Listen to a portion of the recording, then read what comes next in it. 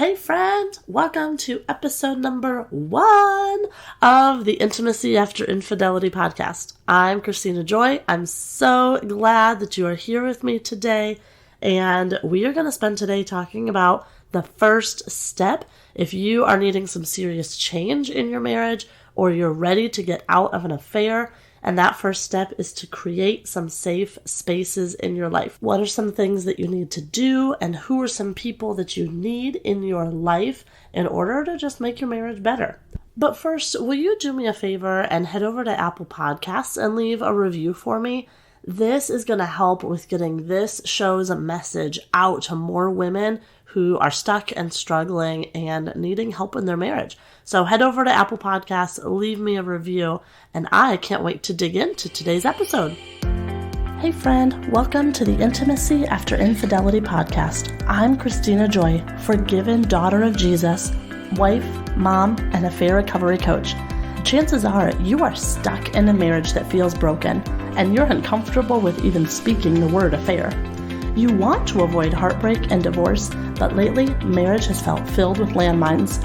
You're wishing there was a step-by-step manual for how to survive, how to heal emotionally, how to rebuild your life, and maybe even enjoy it. Well, my dear, you are in the right place. So if you're ready to move forward, clothed with strength and dignity, then find that safe space and pop in that earbud. Let's rebuild your life and marriage better than it's ever been. Okay, step number 1 in creating safe spaces in your life. First of all, you will hear me say this often, grab your journal. You need, first of all, to have this safe space, first of all, with yourself and also with God. So, you have a favorite journal and you have a favorite pen. What are you supposed to do now? Well, you can write about literally everything. And that's the point. This is the safe space for you to be you. Now, what does this look like for me?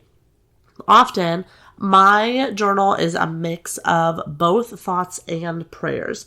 So sometimes I will write down just 1 or 2 Bible verses from something that I've read, and then maybe a thought that goes along with it. Maybe I will write down something that I'm worried about, something that I'm thankful for.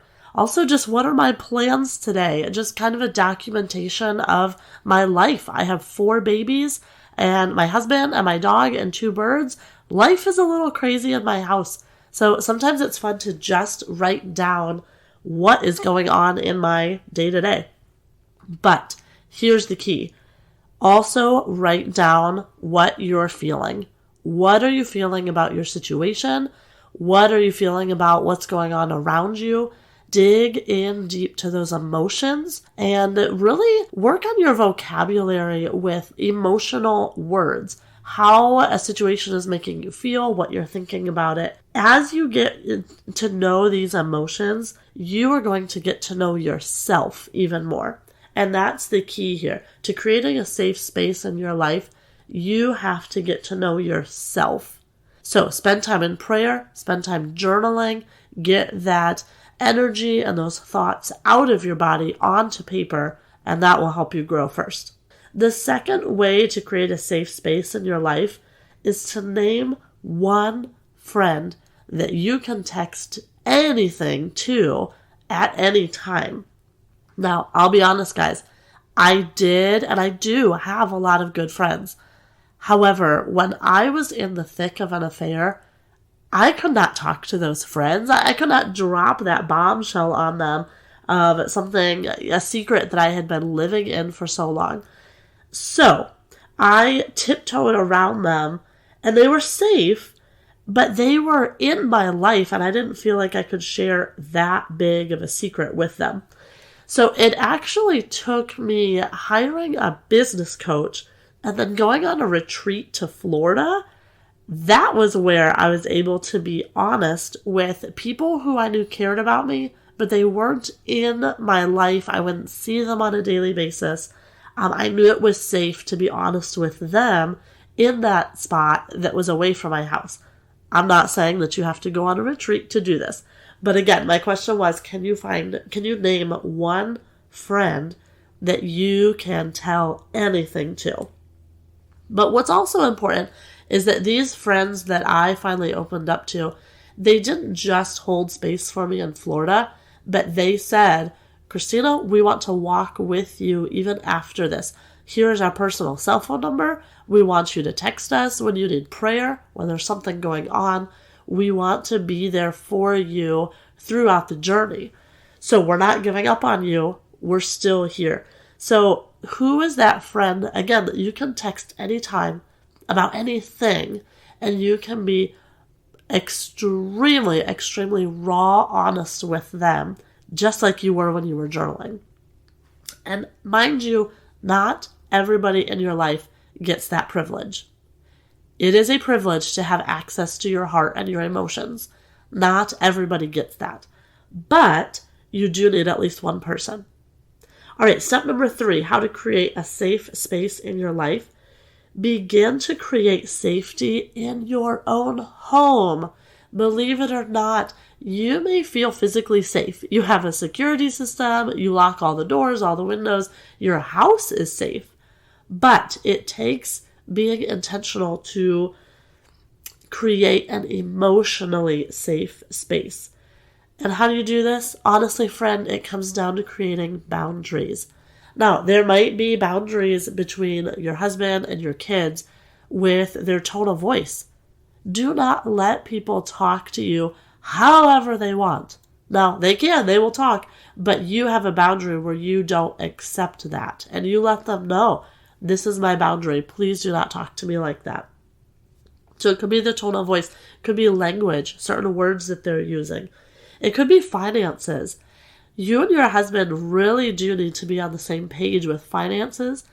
But if you're not, and if that is causing conflict between you two, that needs to be talked about. There needs to be boundaries so that you feel safe, even in that way.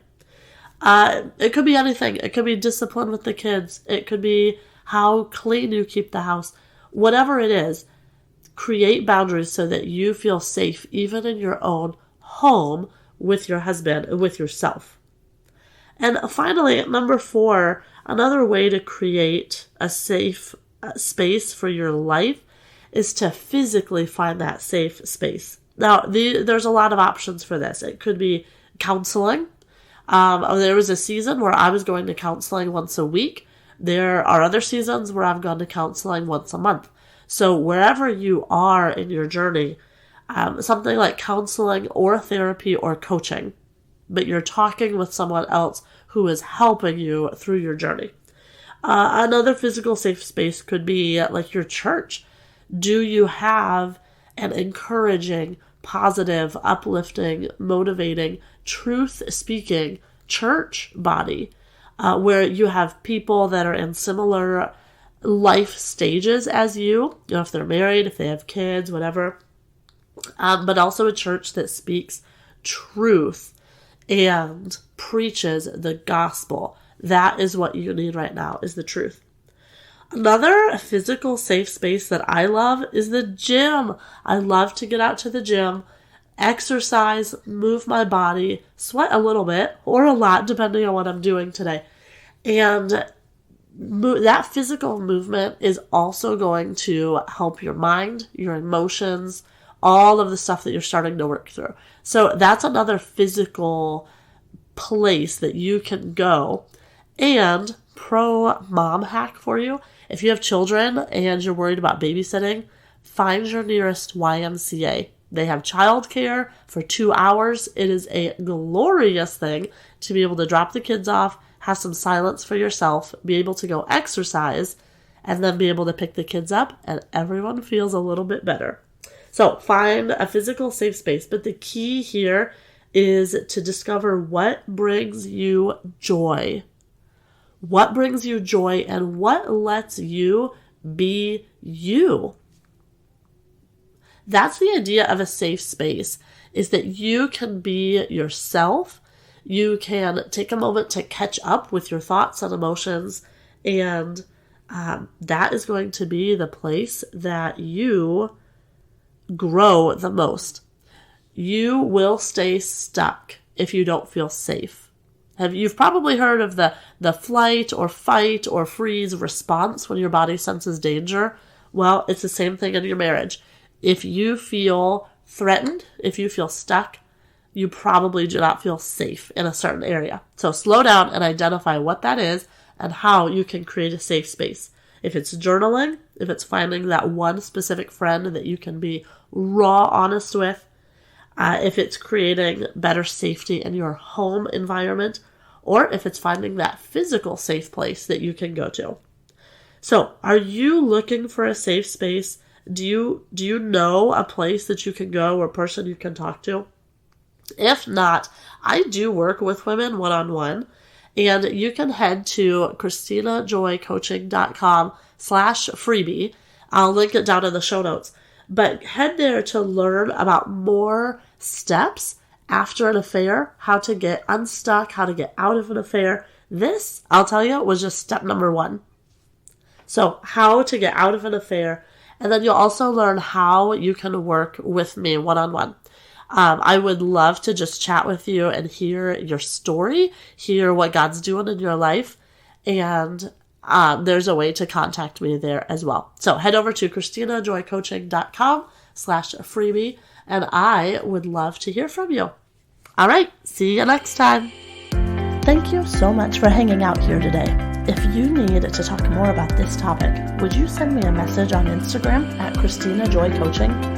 Or if you want to know the first steps out of an affair, as well as what to do before agreeing to divorce, I'd love for you to grab my free training at KristinaJoyCoaching.com. But if this encouraged your heart, please take a minute and leave me a review on Apple Podcasts and share it with a friend so I can continue getting this show out to more women who need it.